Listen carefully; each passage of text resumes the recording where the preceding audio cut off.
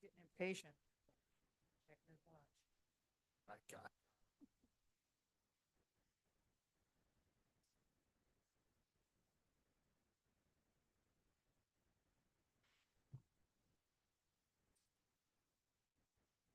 Okay, good night. Good evening, everyone. Welcome to the Wednesday, March 13th, 2024 Meridian Parks and Recreation Commission meeting. We have a quorum this evening. And I'm noting 5:32 as the starting time. And Rachel, would you like to take roll call? Yes, thank you. Mandy Roberts, Present? Jennifer Bobo, Present. Keith Bevan, Present. Joe Greer,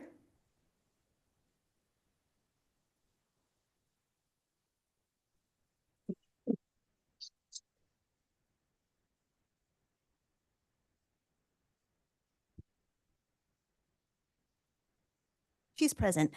Ellie Hood, Present. Don Gelsomino, Present. Terry Dennington, Present. John Nesmith, Present. Alan Helms. Present. Okay, thank you.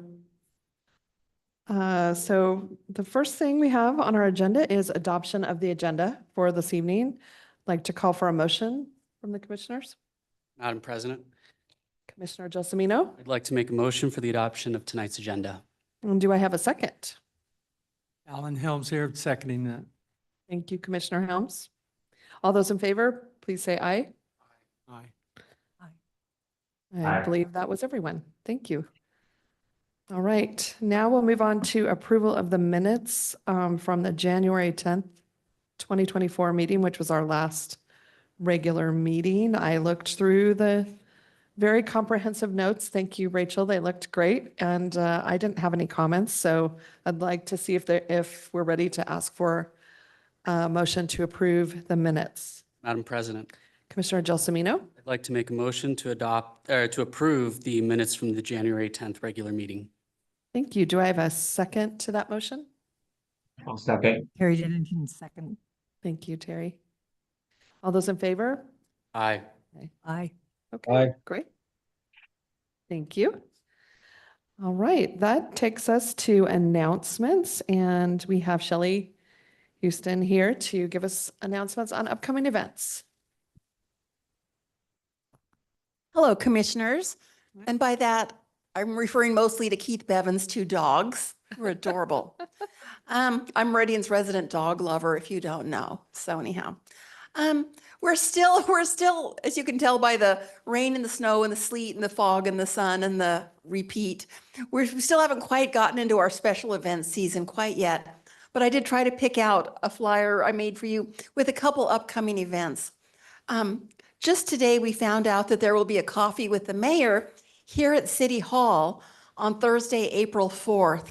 And so that's from 8 to 9:30 in the morning. Anyone can pop in. You could stay as long or as little as you want. There will be some coffee and maybe some little breakfast treats. And so that's free and open to the public. And so that'll be here at City Hall on Thursday, April 4th. That's also Do the Right Day. That's Meridian's annual day of kindness. We have a special initiative that we celebrate each year where we encourage kindness, and we ask that people try to do something kind for someone on their right. And it's kind of a loose interpretation. It could be a coworker, it could be someone in line at the grocery store, the person that, I don't know, anyone, someone to your right, or anyone at all you'd like to be kind to. And then you can go online, and if you snap a picture or want to tell the story of your kindness, either given or received, you can use the hashtag #DoTheRight. And so we'll also on that day here in the lobby, or maybe all that week, have what we call an appreciation station with some little stationery and candies. And you could stop and maybe take a moment to jot a little note to someone that means something to you or someone you've kind of fallen out of touch with, just in the spirit of kindness. So we'll be doing Do the Right, our Day of Kindness, also on April 4th, along with Coffee with the Mayor. One of the very first events that'll start this year will be the Meridian Main Street Market that's out front in the plaza and maybe along Broadway Avenue. I'm not sure the layout exactly this year, but that'll be every Saturday beginning April 13th from 9 a.m. to 1 p.m. And so it's a variety of vendors, live music. There's usually some food or beverage trucks, some community information available, and then some other special things. I know on the day of the eclipse, someone from the had a huge telescope and let us look at the eclipse in a protected way. So anyway, the Saturday market will start, and it runs every Saturday from 9 to 1 through mid-October. So we have that to look forward to. And then last but not least, I have the dates here of Unplug and Be Outside. That's our week-long initiative where we encourage people to get up off the couch and try something new. And to do that, we offer a week full of free activities, many of them in our city parks. And so we have a big kickoff celebration on Saturday, May 11th from 10 to 2 in Kleiner Park. If any of you are curious or would like to come hang out with us, we kind of host the little information tent. It's got our branding on it. You could stay as little or long as you'd like, but if you'd like to come and hang with us, we would love to have you. Our other big focus for this time of year, I hate to do this, it's our hiring and jobs. I think I've mentioned this before. It's a never-ending quest. So I've listed kind of some of the positions we're looking for. We have things for teens, older teens, college kids, adults. So you can always go to meridiancity.org/jobs to get the actual details and specifications of what we're looking for. But we're always trying to fill our summertime positions. Other news, we cut the ribbon on a pathway that leads from Mary McPherson Elementary School to a nearby subdivision called Reflection Ridge. And that was nice once it stopped snowing that morning and fogging. And then the sun came out when we got back to the office.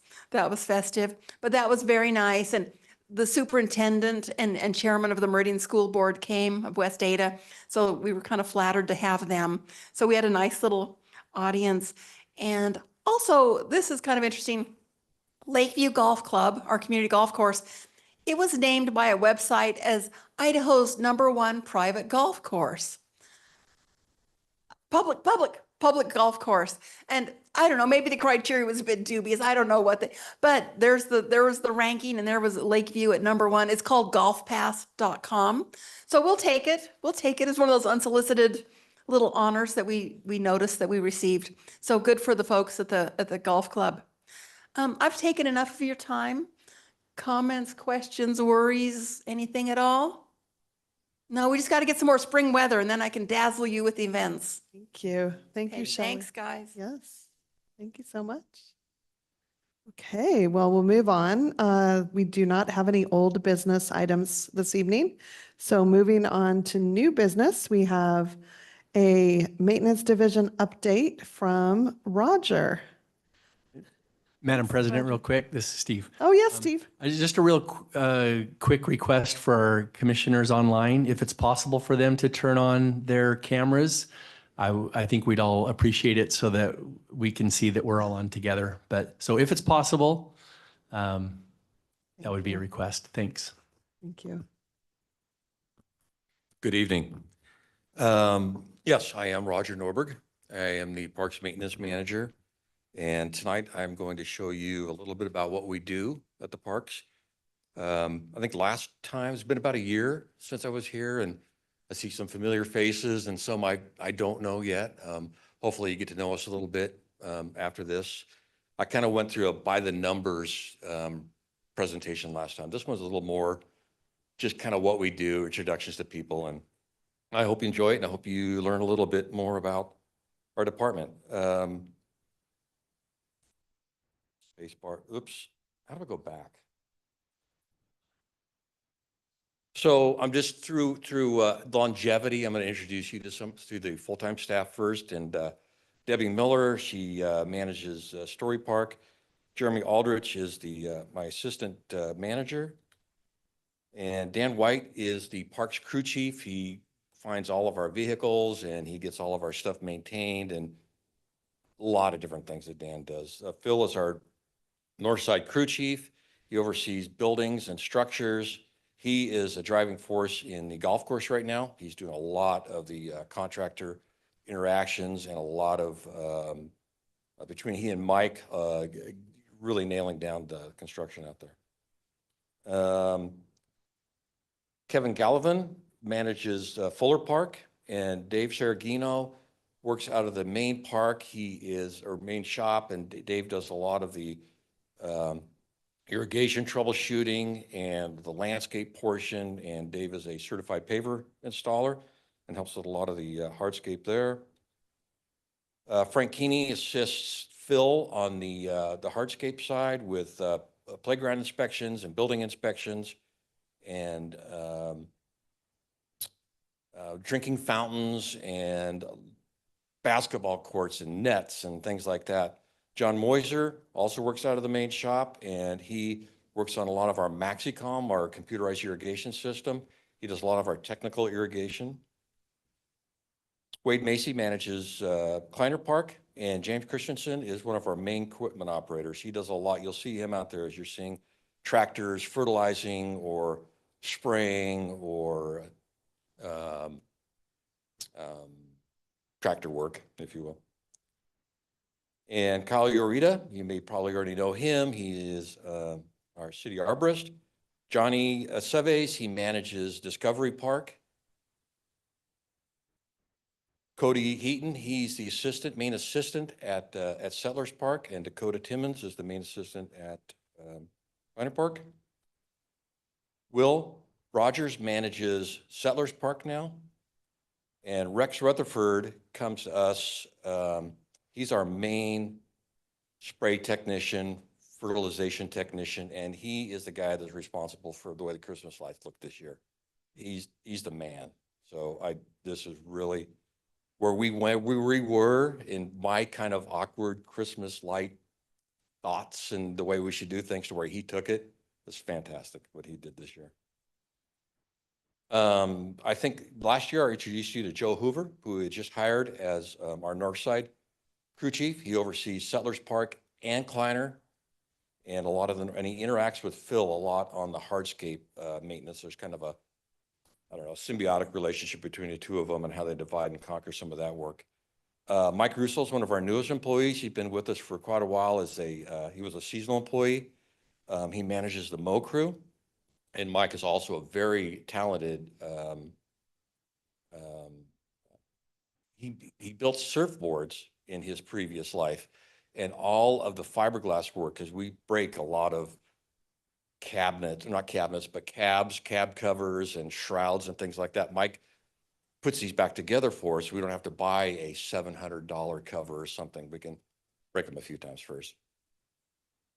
Sean Moore is one of ours. I got these two backwards, but I'll just go from left to right. Sean Moore is our newest employee.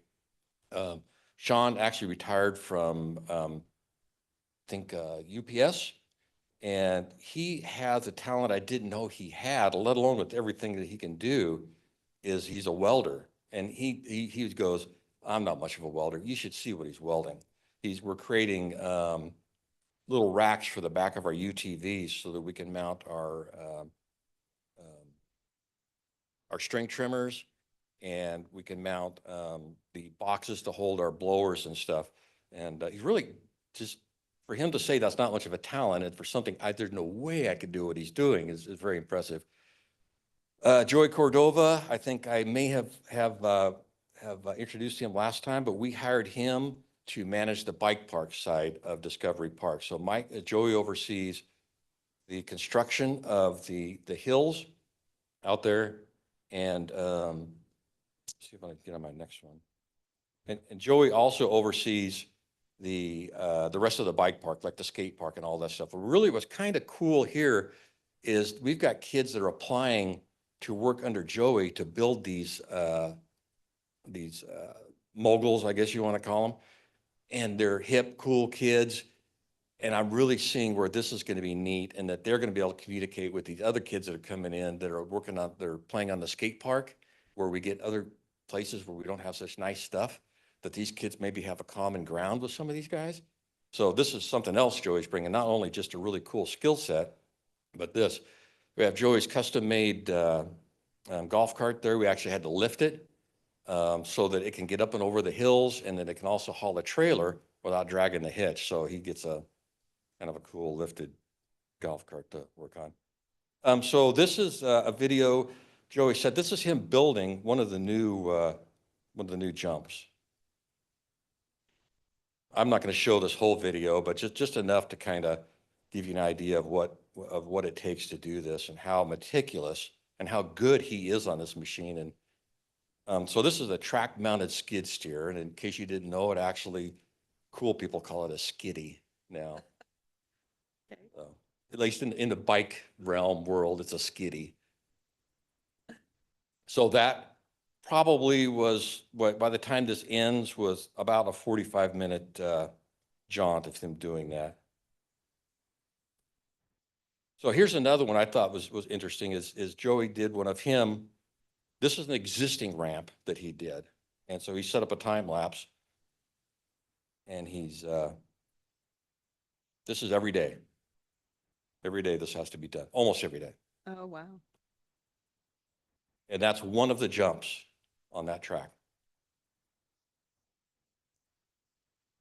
And that was 56 minutes. Seasonal employees, very, very important to our to our mission, if you will. And I really want to point out the top two gals in the upper left-hand corner, my upper left-hand corner here, Leanne and Imelda. These are the two people that we get our compliments about our restrooms. These two are the reason. They are very meticulous. I had a gentleman from Australia ask Imelda to call me, and he left I didn't pick it up, but he left a voicemail talking about they've been all over the United States and we have the cleanest restrooms in the country. And he was just gushing over it. To try to find a common story about all these guys are all returners. To try to find a common story, there's so many different lives and stories here. It's really interesting. Some are older and retired and work here. Some Chase started with us as an intern. He does not look like this anymore. That's his original picture. This is going to be his 4th or 5th year with us, coming back, college and that. Kara, she's a teacher. She comes with us through the summer, and that's our returners there. So if you kind of take a look at how we were in 23 with seasonal positions, and when you use the term 19 seasonal positions, could not necessarily be 19 people. That might be 19, about 16 to 1,800 hours a year is what a seasonal person works. That 19 could actually be split into, or not 19, but one of them could be split into 2 people that work 20 hours. It's a very, very fluid, if you will, seasonal employee. It's constantly happening. We're constantly manipulating, constantly making modifications for somebody's schedule. This guy can work 3 days a week. This guy can't work Sundays. This guy can only work Wednesdays. A lot of modifications we make there. But you can kind of see how we're changing with hiring more full-time people and turning in the seasonal hours, that we're going from much more of a full-time situation. We're getting a lot more done in the fall, getting a lot more done in the winter, a lot more done early spring.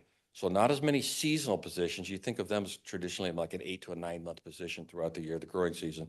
We're more summer positions. And again, you just think of that as like maybe a 3 month to a 4 month, a 5 month person for that. Our seasonal employees do a lot of our task for us during the day. You can see here that he's been very busy under the steely-eyed gaze of his supervisor. Heroes Park. This is, as you know, reclaimed water is not an irrigation source for us anymore. And with that, we had to provide potable water to Heroes Park. And I shout out to Dennis Steller. That guy's a rock star out of water department. The guy is just, he has helped me in so many other things. I really appreciate him in this. Doesn't look quite like this anymore, but they did the main infrastructure for us. If you look and see the double check valve there, it now has a concrete pad and a cage over it, but we did the sod and the repairs and all that stuff after they were gone. This year we built our 4th float. I know that Zamzo's was the honorary Grand Marshal, I believe it was called. So we kind of did a Conestoga theme, and Joe was very happy that we built a 4th float. So this might be a site you don't know that we have. This is just south of Victory and Locust Grove. There's the water department there, that well, or not the well, but the water tank. And just to the south of that is the 10-mile lateral. And there's a grove of cottonwoods and think of it in a minute, but some other trees that 2 years ago, we got a call and there was a family of beavers living in there and they'd been gnawing on these trees and was dangerously close to knocking trees over into, you'll see there's a little park over the Basilica Park, I think it's called. And so we went and cut some of those trees down. Well, this year we went back in and took a look. We had 2 or 3 more that were really leaning and damaged. No more beavers, but we took them out. And so Jeremy and his crew went in there and they took down some pretty big old growth trees in there. I think poplar was kind of some of the other ones that are in there. Here's another spot you might not be too aware of. So this is on the intersection of Franklin Road and Locust Grove. On the northwest corner, there's a riparian area in there. That was way back when we kind of got this area turned over to us, and Jeremy and I actually plowed and pulled pipe underneath the bridge into there. We put a temporary irrigation system in there and then had a bunch of help from other guys. We planted plants in there and irrigated it for about a year, and then we turned the irrigation off. And so what you see in there now, to kind of the left of your screen, that's what we've got. And if you ever get it, it's hard to get in there, but if you ever, it's an easement, so you can get in there. It's pretty cool. You walk in, there's badgers living there, the foxes den in there. It's pretty cool stuff. There was a beaver in there, but the guys at the concrete plant, one of the guys trapped it out of there. So, but is what it is. We took on a few new sites this year. We've got Fire 8 and Fire 7, the Eagle Roundabouts, a little off of Bell Tower, kind of over by Heroes Park, just south of there. We've got a little bare ground thing we take care of for the water department. And I think you may know we now have 11 acres that we'll be taking care of next to Settlers Park. And we've actually been doing with the parking lot, they read an agreement with West Ada that they mowed it 1 year, we mowed it 1 year. So it's not much of a reach for us to kind of mow these weeds and spray it out and stuff. This winter we painted the Settlers shop and the Kleiner shop inside. It's been, I think the Kleiner shop is now 12 or 13 years old. So it was time we went in and cleaned that out. And the Settlers shop, got that cleaned up while we did it. Added some additional storage at Settlers. We put in 2 storage units, poured a concrete pad. And then I think this is an older photo before I wasn't able to get back. We kind of did we did a chain link compound fence around there. So we have a secure facility in there now. We can park trailers, so things could be outside. This year we're going to do 125 picnic table boards. We've got a little more done than what shows here. It's a pretty big deal. You go and you need an 8-foot board. You buy a 10-foot board. You saw the ends off the 2 because they're split. You route them, you sand them, you paint them twice, and it takes a while to get those through. And so 60 on 13 new picnic tables, and I think 65 just for replacements. And we'll probably go through those by June or something, and then maybe we can get a volunteer project or something. We'll do 35 or 40 more and do more. So we'd go through a significant amount of boards. And you ask, why do you keep going back to wood boards? We've tried all the other boards. This is the most economically feasible board to use. Kleiner Park griddles, you might have seen in the past, are starting to get a little worse for the wear. So we took those inside and they're getting sanded and powder coated, and the boys stripped them apart and cleaned out the interior. So they'll look good this spring. This is the time of year that we do all our ordering too. So all those items that we've ordered in there. Nothing really stands out that, that's every year we go through and order this. So we go through the bid process on much of this stuff. This is Kyle, who single-handedly cut all that down. And this is the Arboretum at Kleiner. That was a crew of 8-10 people did that. So we used the sheriff's inmate labor crew.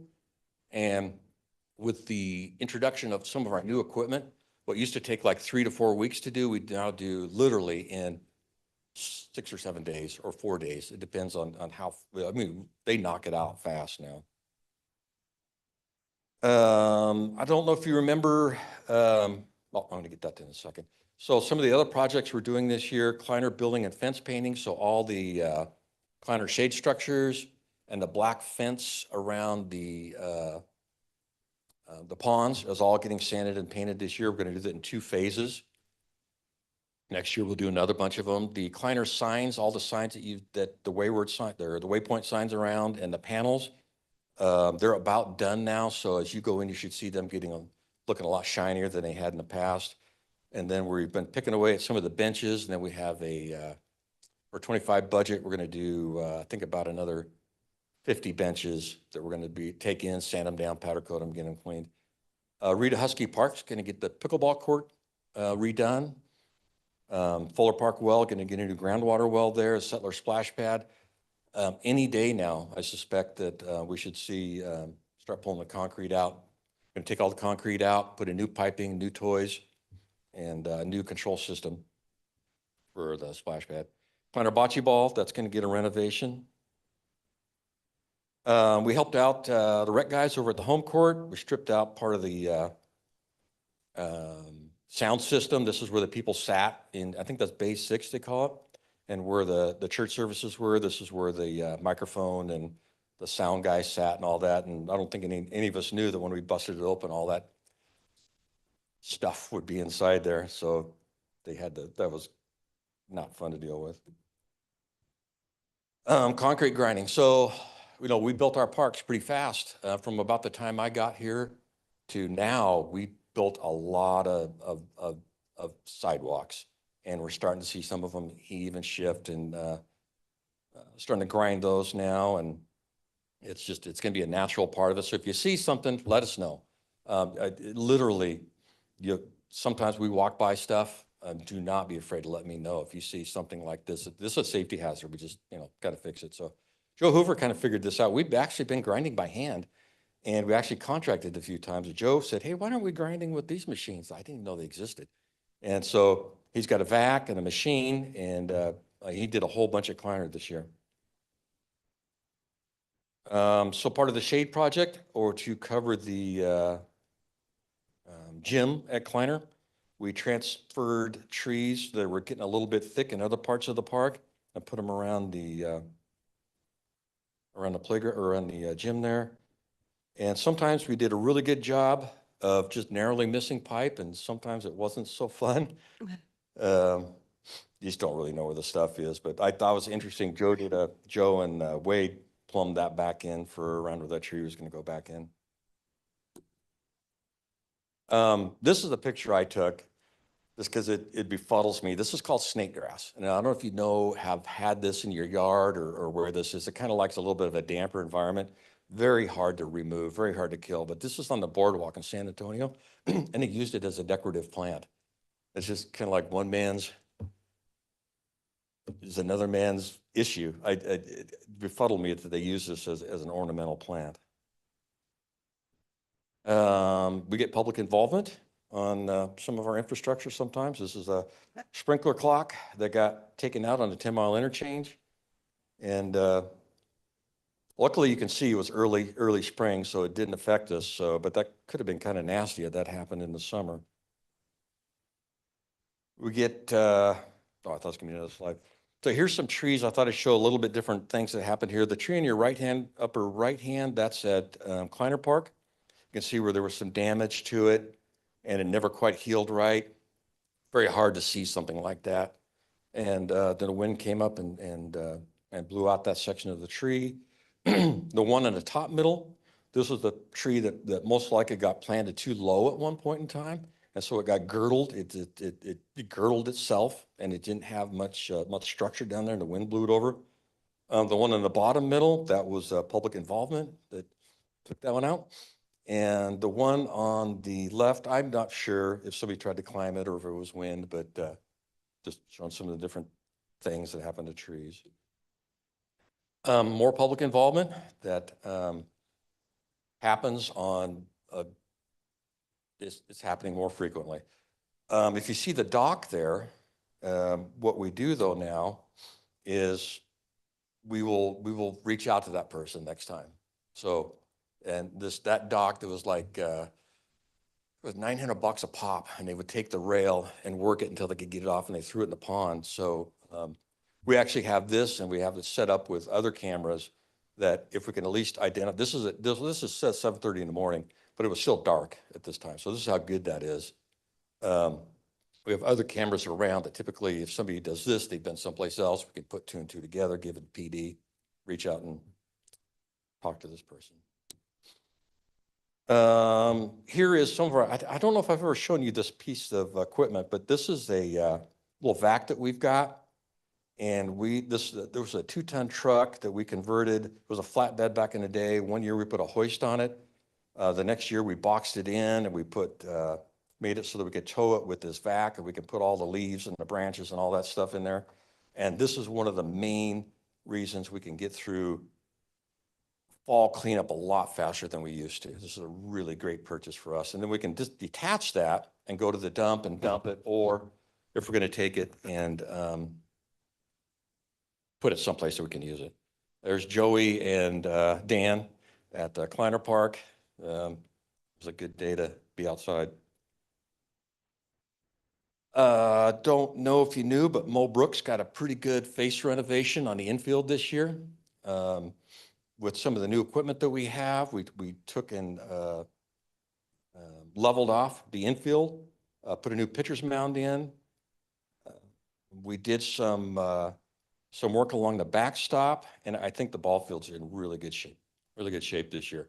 You may know that we did Tully Park. This is an early photo when it was cold, that we got a new playground in the Tully Park. That was during construction, obviously. Fuller Park. When that park was built, or before we got it, they put a restroom in, and this little area where Jeremy is standing, that's where the kids would like to climb up and hide, I guess, or something, but they would step on light switches and things and bust them off. So unfortunately, we finally had to box all that in.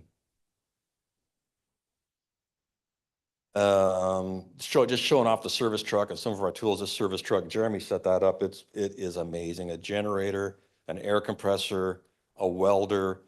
We can do a lot of stuff with that. We can blow out all our drinking fountains. We could literally winterize 8th Street Park sprinkler system with this. This is a fantastic addition to what we do. So when we put the skate park in at Discovery, Johnny called me up and said, "Hey, we're having a hard time getting moors around," because if you've been out there, you can see how whoop-de-woo it is around the edge and stuff. And so we picked up this moor, hover moor, so they can get on the edge over there. You can tell he's having a good time with it. And it does really good when there's no grass to mow. So.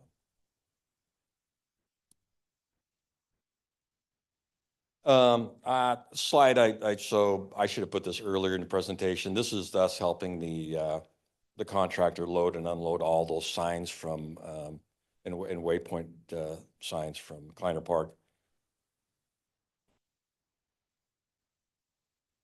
Here's a mainline break that we worked on this year. It was coming up where that pipe is coming out of the ground. That's where it was emanating. And by the time they found it, it was a rolled gasket in a belled pipe where two pipes joined, clear back from where the guy's standing. The whole time was just full of water. And we found that black pipe going through there. No clue. Here's some base pads that the guys built for Discovery Park when we put the bases in on Bills 3, 4, and 5. And a little more public involvement. And this, I was out just walking through the shop, looking at stuff the other day, and we got our ball field groomer, and we've got the mow crew ready to go. The mow crew, little more for getting into tight spaces, and they're primed, ready to go. They've actually gone out a time or two, and then all the while, we're still got our snow equipment set up. We're still got to be ready for that. Maybe now, this next week, we'll be out of that phase, but we're kind of in that awkward position right now between mowing and moving snow. This is just the most amazing thing to me. And I got to thank you guys, and I got to thank these guys, and I got to thank mayor and council for approving these purchases. 2 tractors. We had a vertidrain. So what this thing on the left-hand side does is it punches holes in the ground, and then it pulls cores out. the next tractor follows behind it.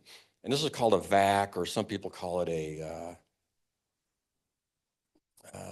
I forget what the other term is off the hand. But what this does is this picks the cores up and pulverizes them. You can either haul them off and send them someplace else. You can pulverize them and put it back in the ground. You've maybe seen parks in the past where we began core aerating, but we weren't able to pick them up yet. So over the last 5 years, we bought a tractor and a core aerator, and then a tractor, and that. It took 5 years to accumulate this, because this is a lot of money sitting right there, a lot of money. But this will save us down the road in inputs, fertilizers, and herbicides and things like that. We get the root structure down deeper in a hardier plant base, and I think we'll be more resistant to the bad stuff. So this is just to kind of show you what the new machine does. Hopefully it's not too bad of a video there. So it's already been cored, and here they're pulling behind it and picking up the cores. And this is at Settlers, and you can see where the cores were before. And we had some not so happy customers in the past when we would just core and there's nothing we could do about it. We just wait for them to break down. Now we can do this. This is a big deal. This is kind of, at least for me, it's a really big deal for me. Finally, one of the coolest projects I think that we've had come across our path in years is the bar for the golf course. So it started out, Jeremy had to actually build a couple tables. So we had something level enough to set it on. And then he built these 4-foot by 20-foot frames, then poured a little bit of the blue sticky stuff in there. And then he actually took, this is walnut, or not walnut, this is maple from the silver maple tree that used to be at Centennial Park that we cut down, and we saved the wood. Elroy saved the wood. If you don't remember Elroy was the city forester, and he had been a park superintendent and kind of a legend around here. So they had to trim it all up, and they had to tear all the bark off, sand it, they had to take it down, plane it, get it all cleaned up. And so then now, but Mike's idea was to do the grass inside there, the greens. And the next step, we had Cassandra came and helped for a little bit. And yeah, yes. Kim did great. So get a little bit farther on, and you can see the little figurines and the trees and the rocks. And I just left there today, and Jeremy's poured another layer. So there's layer after layer after layer of this stuff that you pour in there. This will be this piece that we're looking at right here. That'll be going to be standing where I'm standing, or we're looking at it from, is that's where the taps for the beer will be. So the people that are ordering will be on the other side looking into that. And inside there will be a Lakeview golf course placard, if you will, that sits in it. That's going to be really cool. And with that, we'll stand for questions. Thank you so much. Very, always impressed with your team, and, obviously such talented people, and you've discovered their talents even after they've come and after they've been here. So it's great that we're able to have all of that strength in the department. Any questions from any of the commissioners or comments? Yes. I have a question. Yeah. just Yes, for sir. you. So anyway, the Lakeview Golf Course, the inside has been remodeled, new carpet and stuff, and it looks beautiful. And everybody's waiting for this new bar top coming in, because I've been talking it up a lot, but because I heard, so do you know an estimated date that's going to get installed? No. So I would say we're 2 to 3 weeks out still. It takes, when you make one little 1/4-inch pour, you have to let it dry for 2 or 3 days. And he's got many of these pours to do. It's got to dry. The next time he does the big pour, it's got to dry for at least a week. We're probably a week out from that. And then after that, it's got to be sanded and then treated again. It's, we probably want to get it done worse than anybody, because this weather's hit and we need to be out doing green stuff, and we need to be done. And Jeremy's actually, when I left there to come over here, Jeremy was still there. And I suspect he's still there right now. He and Sean are probably still doing their thing on that. So as soon as we can. Oh, no problem. Yeah. I remember going to the Boise Golf Show 2 months ago, and somebody was starting to show me pictures of it there. So I thought, oh, this is really cool. So, It's a lot, and you probably work of understand art. why if we were to buy this, have somebody build this, why it would be an incredible amount of money. oh, yeah. And we were able to do this because we can, Jeremy can do other things and come back and do this and other things and do this, and we can do it, not in our spare time, but we can manage this and for a lot less than we would hire this out to. When you've got the talent inside, so that's We got the always- talent that's inside. a to big do this. plus. We truly do, yes. Thank you, Roger. Yes. Other comments come? Yeah. Madam President. Yes. Roger, I'll echo our commission chair's comments. We appreciate everything you guys do and how well you take care of our parks. Just a quick question. I noticed that in a few of the slides, you went over some of the maintenance that's being done, some of the preparation and cleanup. One thing that kind of came to mind, especially being that I've been more comfortable bringing my dogs back to Story Bark Park now that the RSV has been going down. How often are the trash bins within the dog park sandblasted, pressure washed? Because they get urinated, defecated on, and at least towards the bottom, and they get pretty nasty. The metal, excuse me, metal dog silhouettes get urinated on from time to time. But also, I know at one point in the past I've asked before, but I would love to get a reminder, how often does the fake turf at the Bark Park get replaced or sandblasted, pressure washed, whatever the case is? Start from the last question and work my way back. Yeah.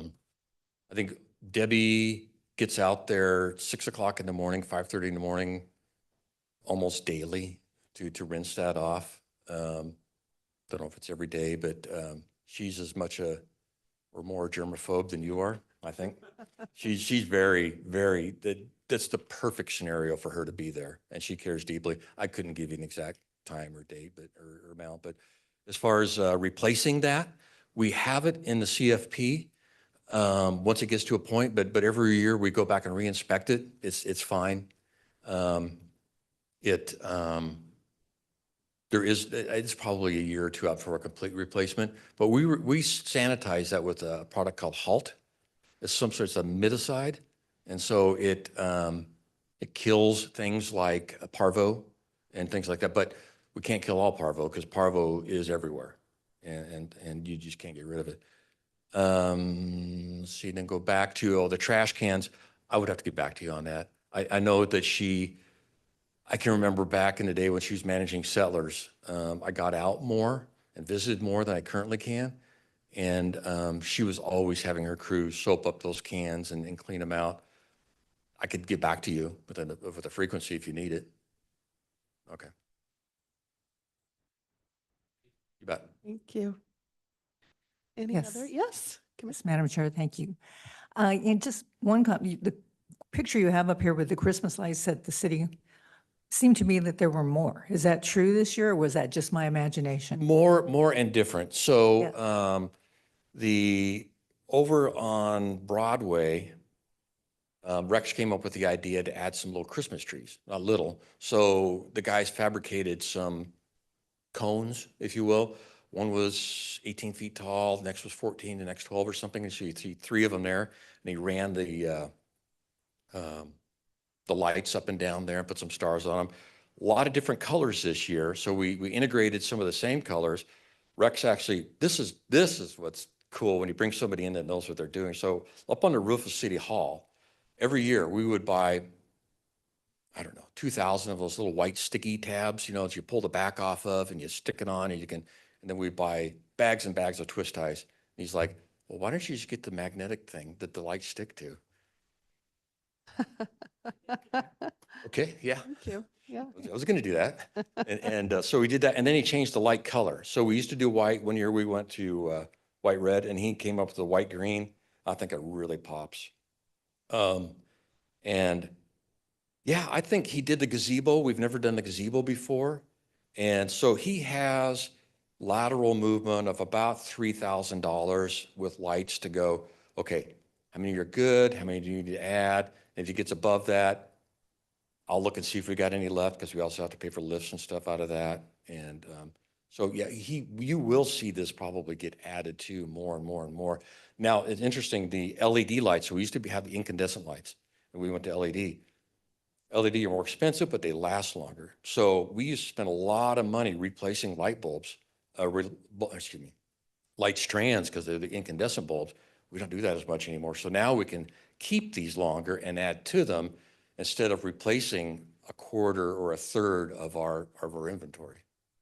Yeah, I mean, really looked nice when I came to the city hall and I was going, there's more. Yeah, And yeah, it just yeah. really turned out really nicely. So, Thank you. so thank Rex for that. Rex Rutherford. Another couple questions. The comment on the wood that you were saving, you said you saved wood from the trees you take down. So the trees that you took down, where the beavers, you had to take all those trees out. So are you saving that wood for something particular? Does that ever get used again for more art kinds of projects? Not those. So those trees that are on that stretch along the 10 mile, those are cottonwoods and poplar, and they're all rotted out. Okay, And there's really no salvageable wood in those. okay. The tree that we took down was a silver maple that was at Centennial Park. And it had been, we figured out it had been planted somewhere just north or south of World War II. And when we took it down, we pulled it up and cut up. And actually at Discovery Park, that main wood structure where the sand and water play area is, that big log that's right there, that's part of the silver maple right there, that original silver maple. And I think it is. I hope I'm being honest to you. It's been a number of years. I believe that it might not have been. I don't know that for a fact, but was it? It is? Okay, good. Yeah, so it was.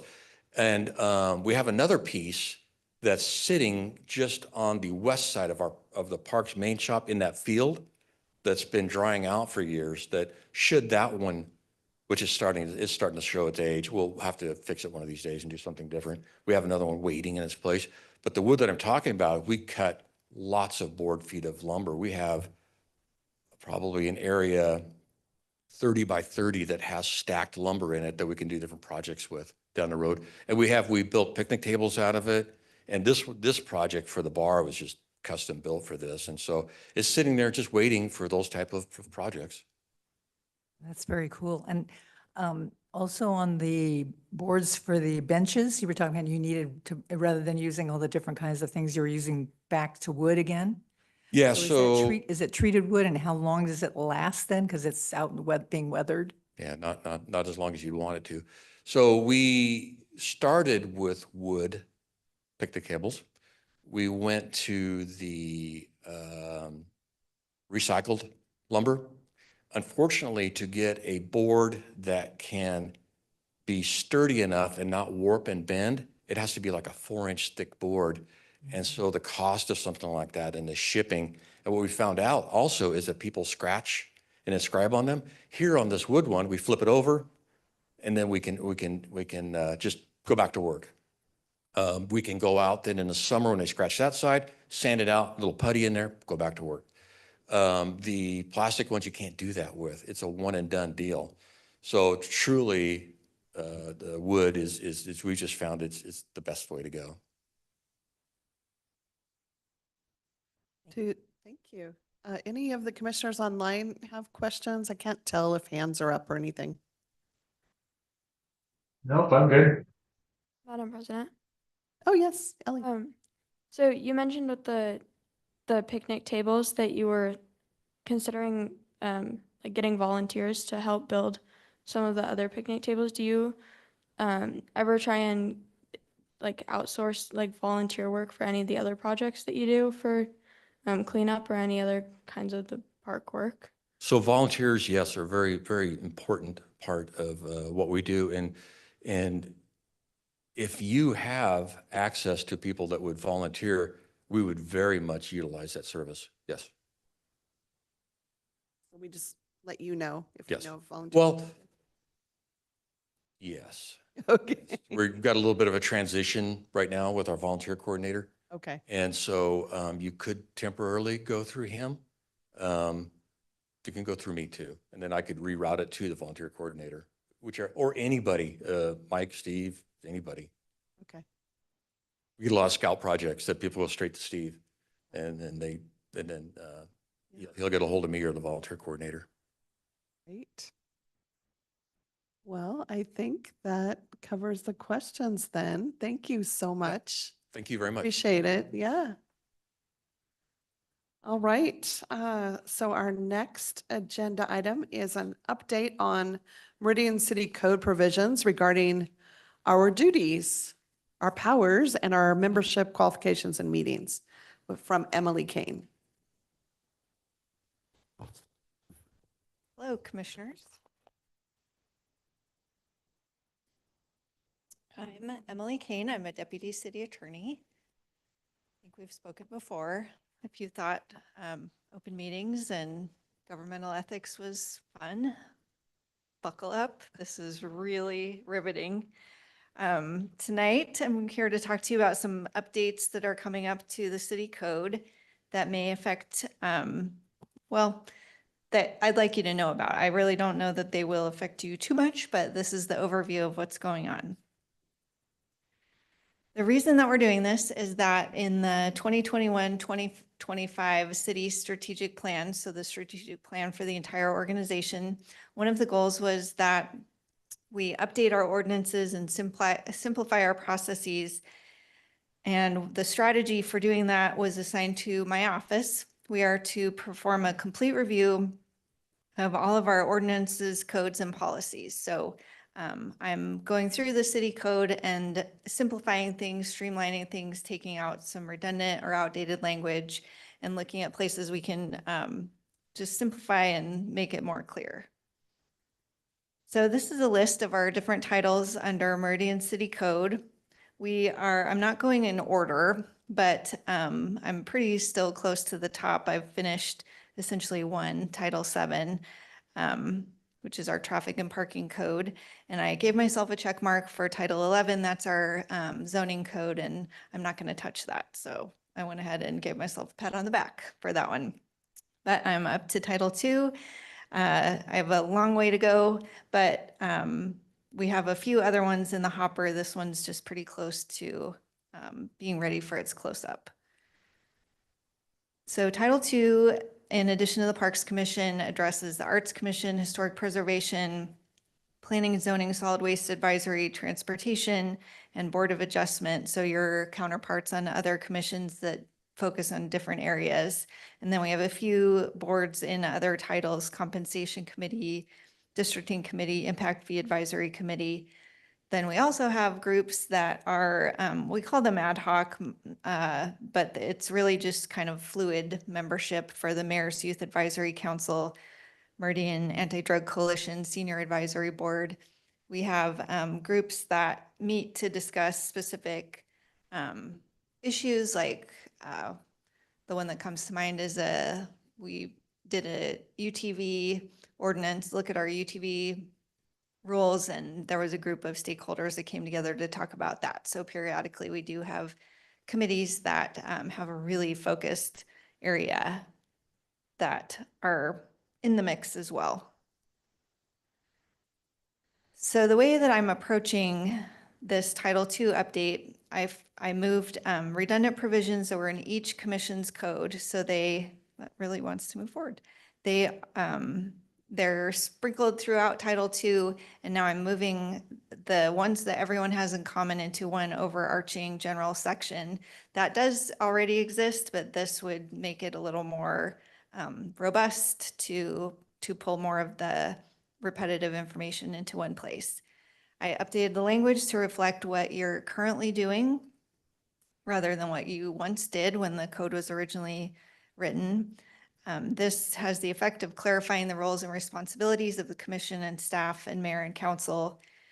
It clarifies which commissions, which bodies the open meetings laws apply to, and that's a really big deal for me, of course. So sometimes it gets a little confusing whether or not it's an official body, particularly where we have fluid membership or it's convened for just a specific purpose.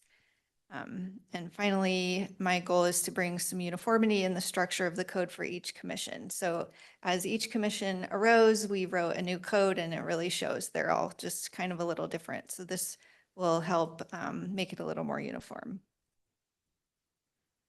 After I update all the commissions, I will take the draft of Title II to City Council and show them kind of the draft, let them give input, they'll discuss it.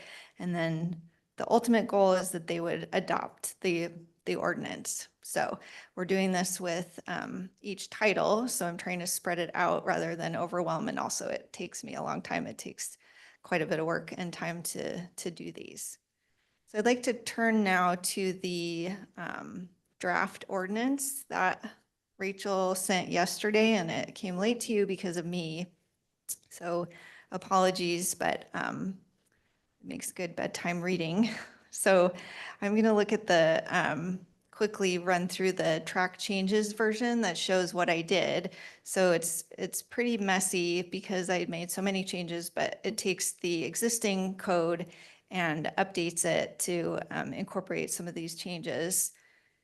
So the first 3 pages are really those provisions that that have the general information about all advisory commissions. So you're in there with arts, historic preservation, and other commissions of that nature, where you're making recommendations to the mayor and city council about parks and recreation. And of course, you do provide input to staff as well. So that's reflected in more of the specific provisions. So I'll get to that. The biggest change for you, and really not a change at all, but to highlight just one thing that I did in here is that I clarified that volunteer commissions cannot enter into contracts. I'll just say it, you are the ideal commission. You really provide valuable input, you provide recommendations, you listen, but you're not out in the community pretending to represent the city and entering into contracts. So that's not an issue, but that's something that we've seen in other cities where commissioners are doing that, and it's led to big trouble. So we're trying to get ahead of that a little bit, and that you'll see that repeated a few times in the general provisions. So zooming to page 3 are the provisions that are about the Parks Commission. So each commission's code has an establishment clause. It lists duties and powers. So what are you authorized to do?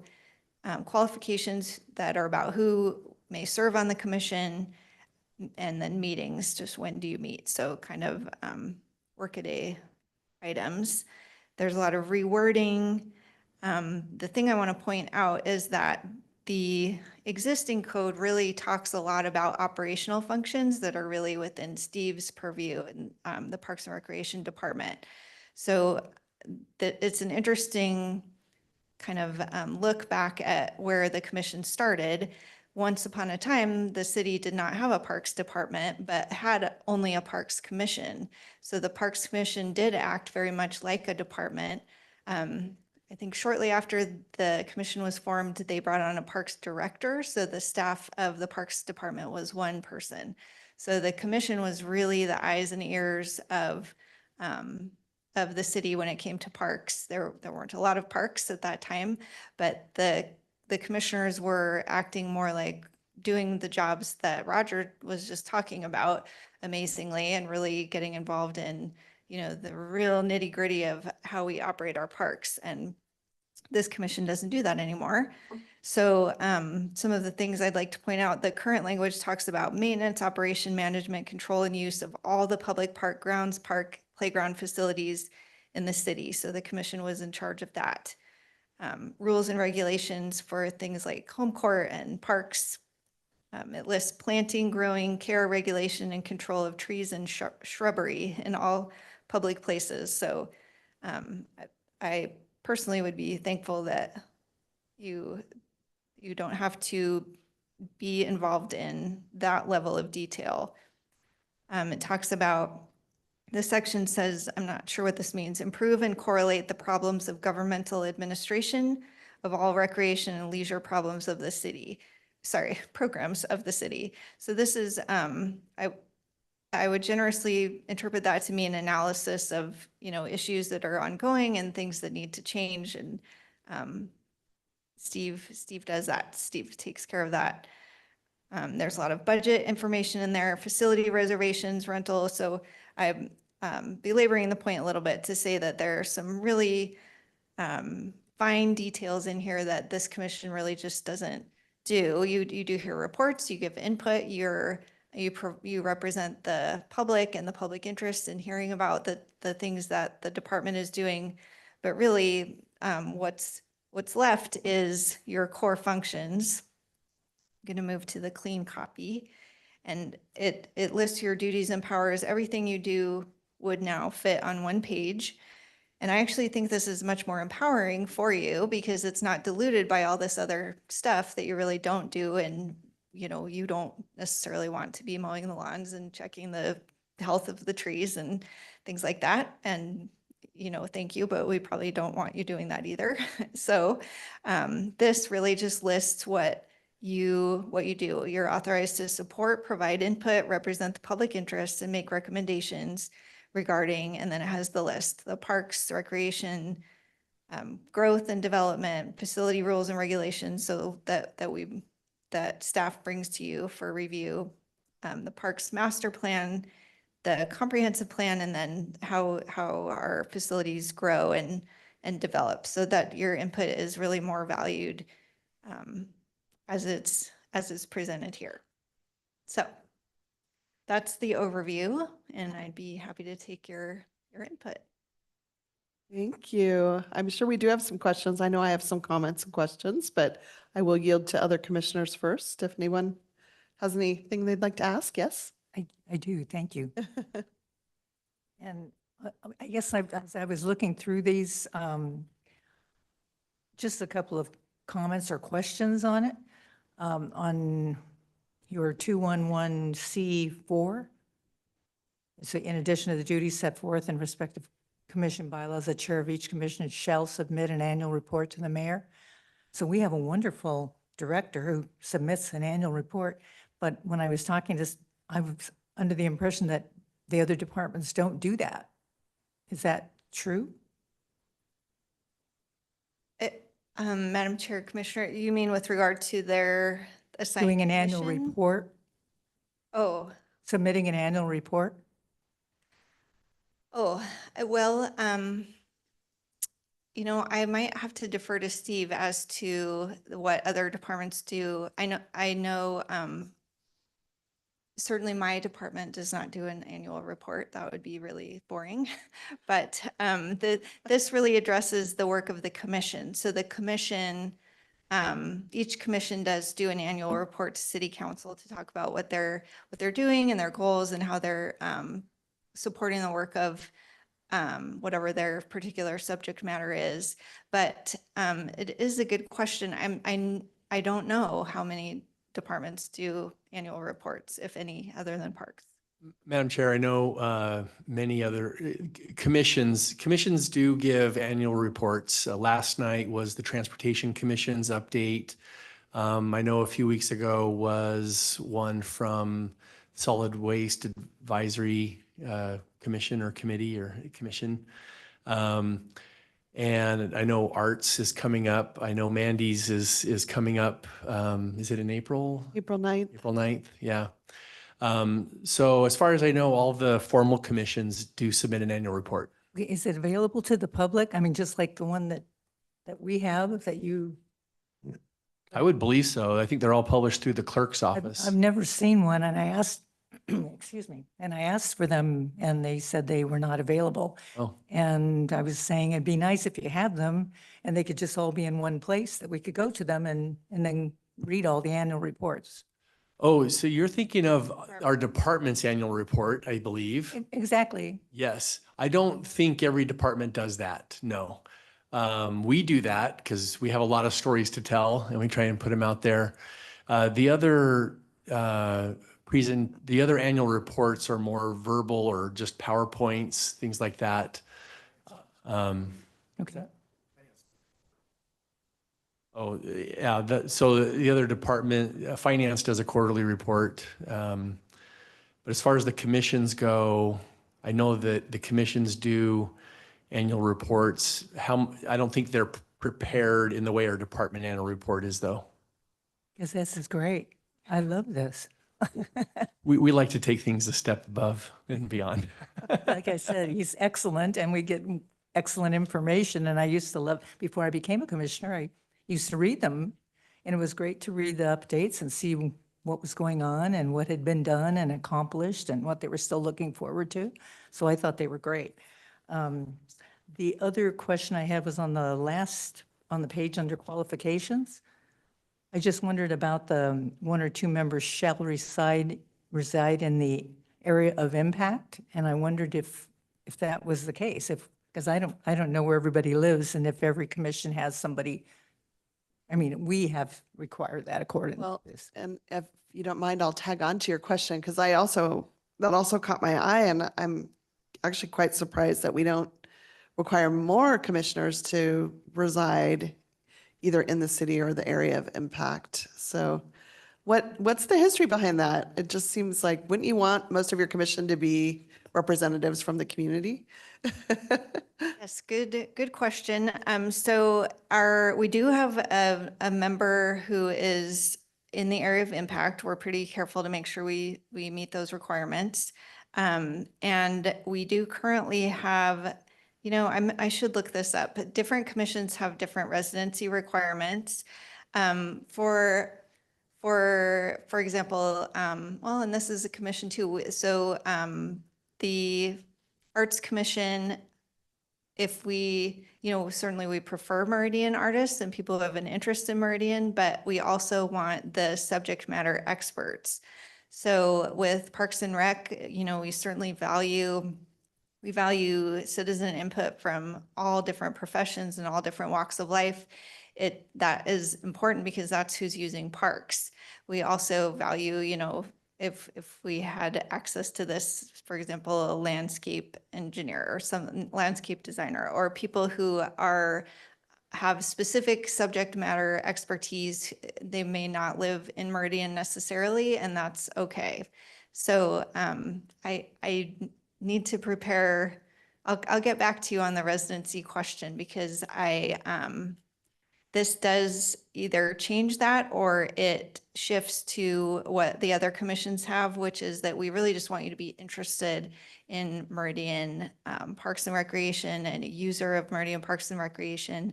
The focus is really on the input that you can provide, but it's definitely Meridian residency is favored because you're right, it offers a different perspective when it's your own community.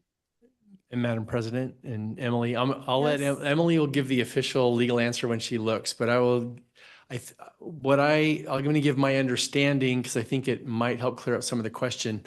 It's not that only two have to be within our area of impact, but the way that I think it was intended is one or two can be outside of the city limits, but still in the area of impact for future Meridian growth areas. It's not that, we can have a commission where 7 people are from Boise and Nampa and other cities and only 2 have to be in our area. No, that's not it at all. It's that we want everyone to be Meridian centric, but to get the perspective of the area outside of the city limits, but for areas that are future city limits in the area of impact, we allow some commissioners to be in those locations. So That's correct. And- That gave me a chance to look it up. So currently we do require residents to reside in the city limits with the exception of, as Steve said, that 1 or 2 members in the Okay. area.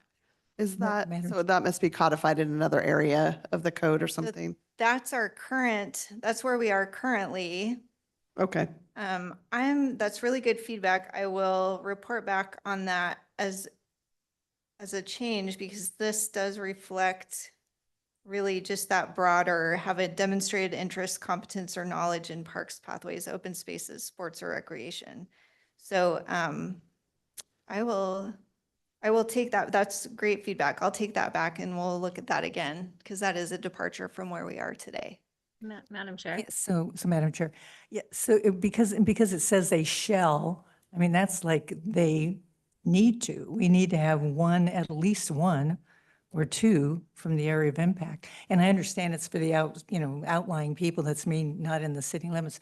But I mean, a legal term is you're going to have them. Correct. So, Yes. I mean, that was my question. And I Yeah. didn't think we had anybody on here at that point. Indeed we do. I think we do. Okay, great. So good. Okay, any other questions? I have a couple more, but just check in with other commissioners or anybody online. Madam Chair, can you hear me? Yes. Okay, Yes, I just Commissioner wanted, I just wanted to add on to that, because I currently also serve on the Eagle Design Review Board. And I know that their policy, is similar, that if you have an area of expertise or if you have an interest in the community and being, neighbors. And since Eagle is one street over from where I currently live, I do have an interest. So I would say that it's beneficial to have people who have not necessarily reside exactly in the city, but do have an interest in the, or care about the area that they're living.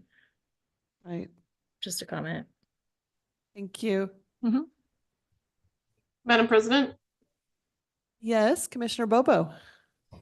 Yes, Emily, thanks for this presentation. This was great. I know that, undertaking a project like this is very difficult and time consuming and sometimes brain numbing to get it all matched up. And I appreciate the acknowledgement that we try really hard to, follow the rules and stay on top of the things we're supposed to stay on top of. Is, in a nutshell, in the end, outside of the possible where you reside in the area of impact, are there any other changes that we actually need to change or be aware of to do differently for the future?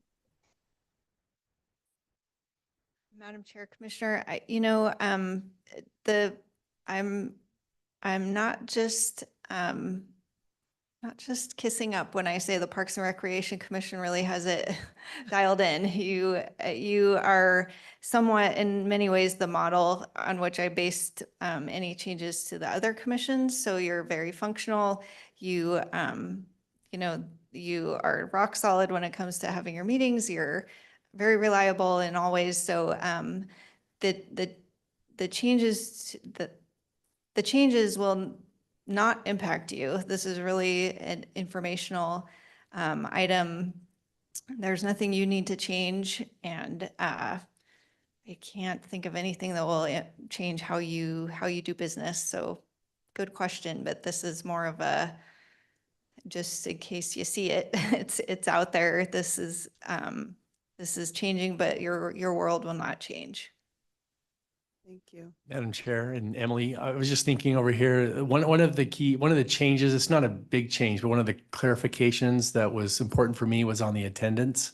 And it wasn't really clear in the way it was written. It said if a commissioner misses more than half the meetings in 12 months, they're automatically dismissed. And it was really cumbersome to track as a rolling 12 that was always changing when the start and stop date was.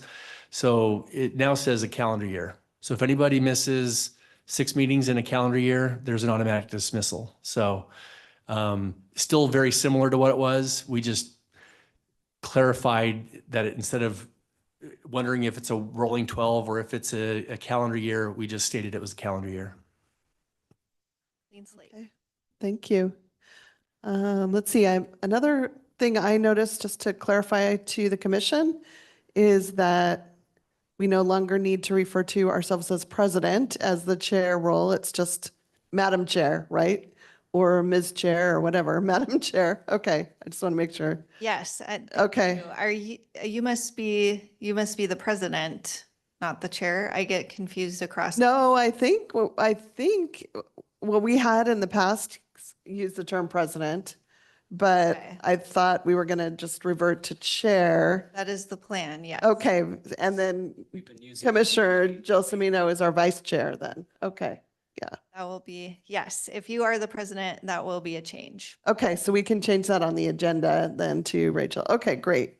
And then the only other question I had just regarding the content, I did notice that, you know, and I thought all of the striking and making things more concise was really helpful in terms of just, yeah, some of those things are not things that we're directly responsible for.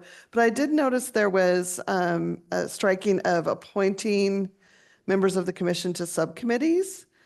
And I've thought about that from time to time because I've been on other boards and interacted with other commissions where there are subcommittees that focus on things, you know, special projects. I just wondered if there was a particular legal reason or if you have any advice about whether or not it even makes sense to have subcommittees or not, you know? Yeah. Madam Chair, so good question. This provision is really referring to the appointment of members of the commission to other committees outside of the city. Okay. Can't think of a good example. However, for example, the impact fee advisory committee sometimes has a parks commissioner.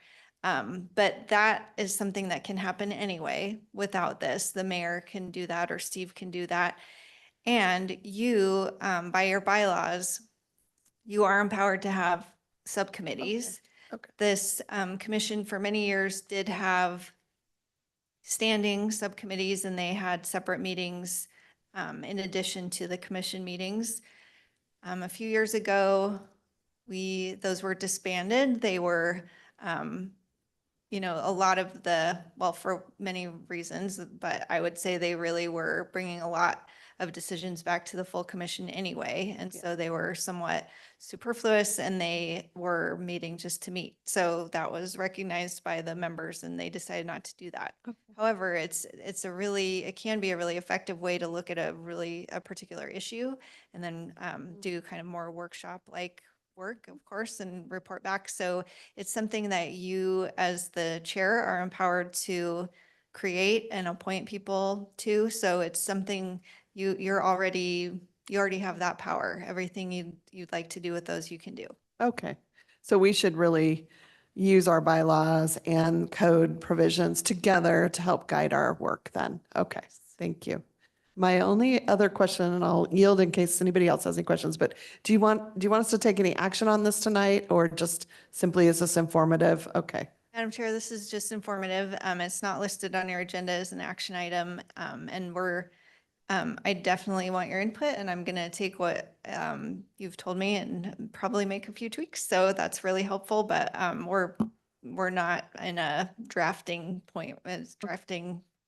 negotiation right now. So. Okay, Thank great. Thank you. Thanks for the very friendly graphic presentation too. I like that. Yes, thank you. I guess we're done. Thank you so much. All right. So we don't have any workshop activities tonight, so we'll move on to staff reports. Thank you, Madam Chair. Yes. President. There's a lot going on, and I made a quick list of things that I wanted to touch on. First one, Shelley already mentioned, but I want to mention it briefly. The Mary McPherson Pathway ribbon cutting that was held last week was a really nice event in spite of the cold. I want to thank Commissioner Helms for being there to represent the commission. I think the highlight for me was when the two elementary school age kids took the microphone and talked about, you know, why they like being able to walk to school and ride their bikes. And it's been a long time coming for them. And that was kind of a cool moment. Yeah, it was really cool. It was actually really cold out there. We kept getting snowed on that morning. Yeah. I think many of you may have heard or seen in a recent news article that we're working with the school district on a potential property location for the community center. The school district owns property on the west side of Settlers Park, and we have a letter of intent from the school district for them to sell it to us. We're working this month on all of the due diligence for the property. And we expect to be in front of the city council, and then the school district staff will be in front of the school board in April for the various agreements, purchase and sale agreements, et cetera. And I expect to be moving towards closing on that property, around the first part of May.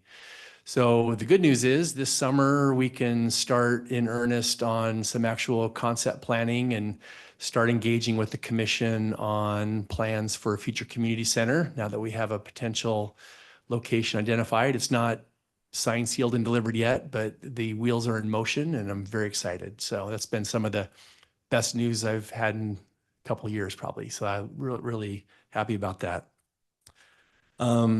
Next item, if there's one word for the last month, it would be budget. We're in very heavily in base budget season, where we're working on our base budgets with staff and our council liaison and with the mayor next week. So we usually do a presentation about kind of the new, but not right now we're focused on the base budget, those ongoing items, but the new items we usually bring around May to the commission to talk about. So we'll talk about some of the up and coming ones down the road, but just want you to know we're hard at work on budgets.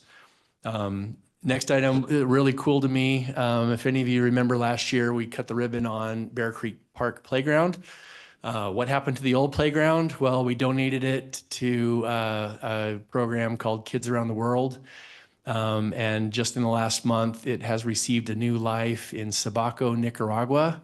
We got some photos from them. They put it into school. It's the first playground in that city. And it's full of pictures of happy, smiling kids. And it did my heart a lot of good to see it get a second life and see the kids there in Nicaragua enjoying that playground that we were able to donate.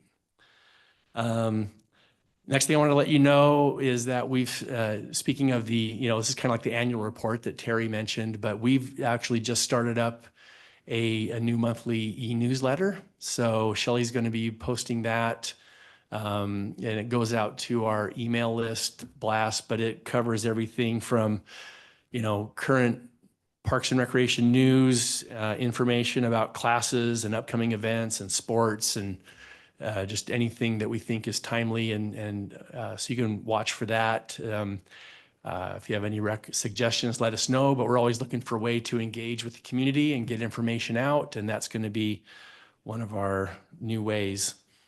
The last item is just had a meeting where this year is going to be the 20th anniversary for Adventure Island Playground in Settlers Park. It was the state's first all-inclusive playground, and I can't believe it's 20 years old already because I was there when we were helping to put it in and build it. I was not in this role at the time, but I was a volunteer with a yellow shirt, just volunteering to help put in a cool new playground. But we're going to have a little celebration out there planned for towards the end of summer on August 24th. I'm sure you'll hear more about it from Shelley as we get closer, but I'm kind of excited to just note and celebrate the fact that, that first ever accessible playground is now 20 years old and has been serving our community for a long time and continues to do great things. So that's what I've got. I'll stand for any questions. Thank you. Congratulations on those news items. Those are exciting. Any questions? Yes. Madam Chair, I Commissioner just have Helms. one question, and I don't know if you can update me on, have we selected or has a new superintendent been named for the golf course? Oh, I'll let Mike take that, but Okay. the short answer is not yet. Any other questions? We'll go to Mike. Sure, thanks, Madam Chair. Yes. Might as well start with Lakeview. So we opened the job for the golf course superintendent a month ago, and the first review was today. We have 3 applicants we're looking at. We have an interview scheduled for next Tuesday. One of the applicants that was really interested might decide to pull out. And so then we'd be down to probably 2, but They're really good candidates. Both of them are from out of state. One's had experience in Wyoming, so high desert stuff. And so, yeah, we're gonna narrow it down, finish interviews next week and get an offer to somebody.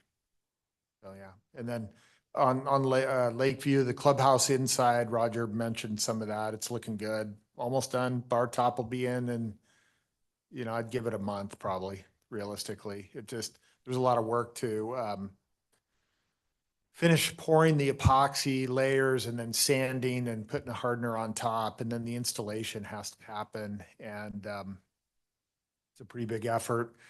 The couple of on-course restrooms are, we've been going back and forth with the manufacturer with color submittals, design submittals, and we're going to apply for a certificate of zoning compliance here in the next week or so. But in the meantime, we've done geotechnical reports. They're going to do the foundation designs, and then we're going to put that in a bid package, get it out to bid probably in mid-May for summer utility hookup, foundations, and then the buildings have about a 7-month lead time. So, but we'll be ready for them. So that's going on there. The Settlers Park, Roger mentioned this, we're replacing the splash pad at Settlers Park. The fence is going to go up Monday or Tuesday, and they're going to start towards the end of next week. And then Discovery Park, one of the bigger, we had a couple little finish items to do at the end. We opened the park, but there was still a little bit more to do. We didn't want it to sit closed all those months, why we just had several little items left. One of the bigger items, though, is the lighting around the pickleball and the tennis courts.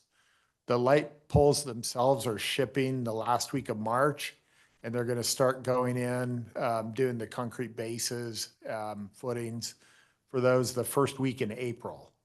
So get that done, get them wired up, tested. They should be operational by mid-May. Timing. And then Tully Park, that was another one Roger brought up. The playground's finished, but because we did it in the late season, we were unable to do the rubberized surfacing under the swings. Right now there's bark. So the crews are going to come back the last week in April to pull the bark back and pour that rubberized surfacing under the swing set. And then we have a little bit of asphalt to do in front of the playground, but that'll be mid-May-ish. Right now, asphalt's not available, even though it's starting to warm up, so we'll get there, and then just get it in somebody's schedule. So that's what I got, and I'll be happy to answer any questions. Any questions from the commissioners? Okay, thanks, Mike. Go to Garrett next. Okay. I'll go ahead and jump in. So a lot of stuff happening in Bay 6 tenant improvements. So we've got the all of Bay 6 painted. That got finished up this morning. And then the flooring, meeting with the contractor on Friday for the demo work to start probably next week, and then get the flooring installed there. But there's some other things that are going on, everything from purchasing the furnitures and signage. There's a brand new sign up on the building now. It used to say the Research Church. Now it says the Meridian Home Court with the logo. It actually looks really good. So a little bit of stuff to do with that. Some wall repairs, as you saw, Roger and the crew helped out, and they ripped out that sound booth, and it just opened that whole area up dramatically. Other projects at the pool that I've got going on is some shade cloth repairs, concrete repairs. We did get a new diving board for the 3-meter dive, so the 3-meter dive will stay. So as of right now, so we'll still have that. And then in regarding pool, Willow's been reviewing a lot of applications, which is a good thing. But as of this morning, about 7:30, we had 48 lifeguard applications, which was really good to see. Right now, we've got verbal commitments from about 35 of the returners, but only 20 of them have actually applied. So the rest of them are all like rookies, which is great. So we should have a good number of guards. Now, just because there's 40 to apply doesn't mean that they're all going to be guards. We still got to pass a couple tests and go through the trainings and things. So, but we're working on that. Michelle did mention that Main Street Market is starting mid-April. So I'm working with Cherie and her staff to get all that stuff ready to go. Let's see. Renee's working on unplugging, be outside, movie night schedules, Cleaner Park live planning, just summer planning with events. Same with Skylar and all the external events. There's so many things going on in our parks this summer that are ran by other organizations as well. Just at just at Discovery Park itself, just in the softball fields, there's over 20 tournaments, almost 30 tournaments scheduled out there. So that'll be busy out there. Our sports leagues, Maggie just closed last week our spring volleyball, which is the biggest season we've ever had. There's 146 volleyball teams in that league. So I used to run that program and it wasn't nearly as big and it was difficult to run it with I had like 115, 120 teams. She's got 146. On top of that, she also at the same time has 114 adult softball teams. But that 114 adult softball teams does not include the senior wooden bat league that we run. So she'll have another 12 to 14 teams in that. So she's busy. And then right after that, they have the girls fastest tournament in Memorial. And then right now there's 28 teams signed up for that have already paid and registered, but another like 12 to 15 on the, we're committed. We just haven't paid yet type of list. So that should be a really good tournament as well. Other things happening, summer camp staff. If you know of anybody like 18 or older that's wanting a summer job, whether it be teachers or whatever, we're always trying to hire for our adult, or not our adult, our summer camp staff for that. One big thing that we got done in the last month and a half is we hired a new admin person. So we originally hired Tanya King. She ultimately left for something that better fit her, but we hired Sheena Honey, who we actually kind of stole from the YMCA, South Meridian YMCA, and she interviewed extremely well, and she was awesome, and she started Monday. So this is her first week, so she's drinking from the fire hose, but she is doing really well and started answering phones today, and yeah, so it's going really well. So with that, I will stand for questions. Thank you so much. Any questions from the commissioners? Okay, so we'll go to Kim. Thank you, Madam Chair and commissioners. I guess we've had some exciting things happen as well. We had a call out to consultants to update our Pathways Master Plan. We got 2 really solid responses and reviewed those and selected Alta Planning, who has just a really impressive resume of a lot of similar pathway planning projects and updates in the region. So we're excited about that and have posted a notice of intent to awards. So we'll be talking scope and hoping we can work something out with them. And then I feel like maybe we should have a drum roll for this. But I did hear about the bridge over the 9 Mile Creek. And let's see, Wednesday, it was scheduled to, so anyway, it's on its way per the most recent email, which was a day ago, and it's supposed to arrive on Friday. So the contractor's aware.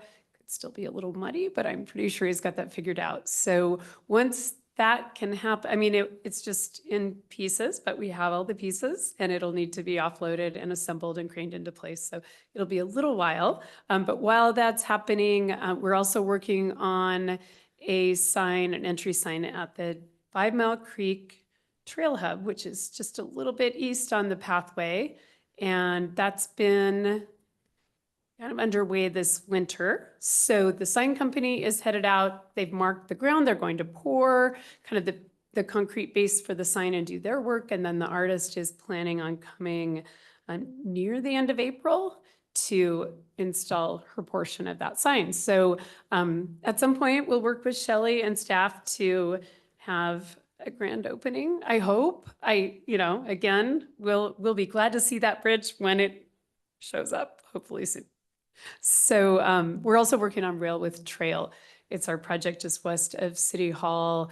And I don't exactly remember the specifics of my latest update to you, but we'd been working on a land trade and we appear to have found another way through that doesn't involve the land trade. So we let the Head Start program know, and that we thought it wouldn't need to happen. So we're getting a few questions answered from the irrigation district. It's still a pretty tight fit, so we may have to come up with a hybrid solution. We're going to check with the Nampa Meridian Irrigation District. We're meeting with environmental to ask them a few questions about how, impacts to the 9 Mile Creek. And we need to also check on, we'd like to develop a small trailhead, just keep the parcel, and then look to work out some kind of sharing arrangement with the Head Start program per our original intention, but just keeping ownership of the property.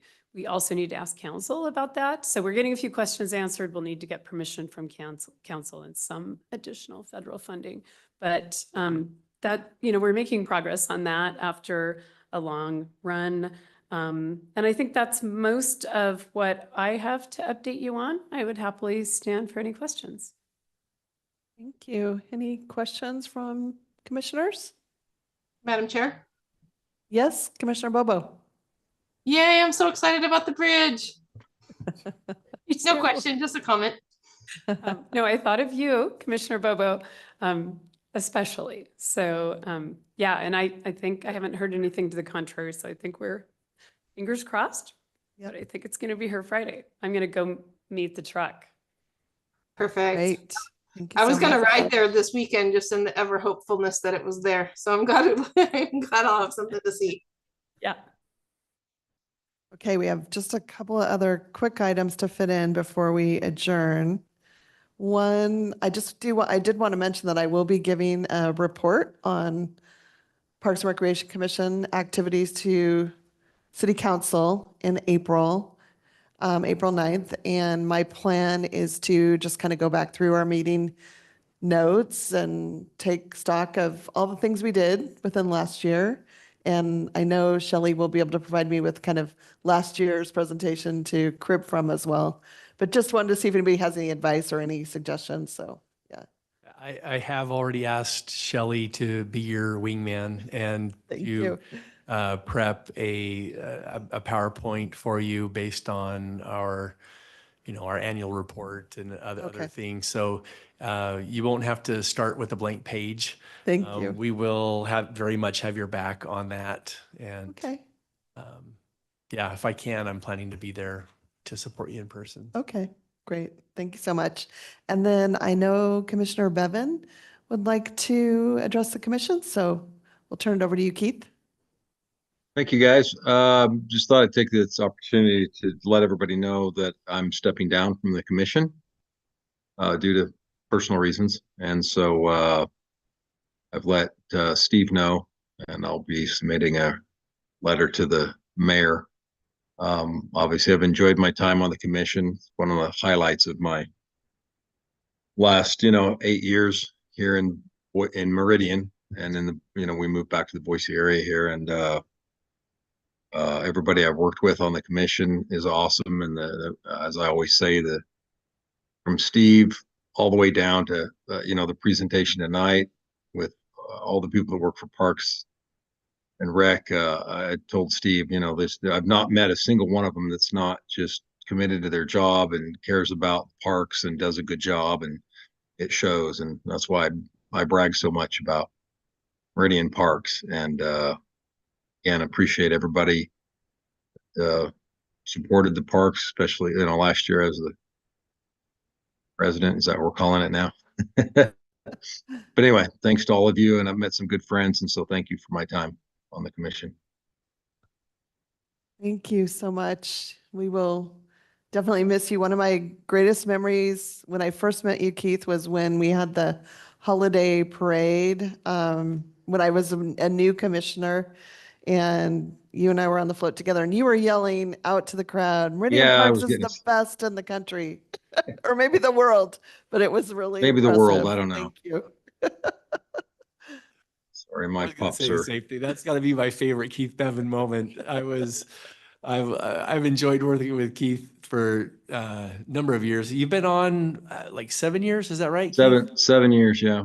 Yeah, 7 years on the commission. So you've had a good long run. Really appreciate all your service to the city. Our parks are better off for having you on our commission. And you've done a lot of good, but that has to be my favorite Keith moment was just yelling from the Pure enthusiasm. pure enthusiasm. Yep. Thank you, Keith. Thank Yeah, you. thank you. Thank you so much.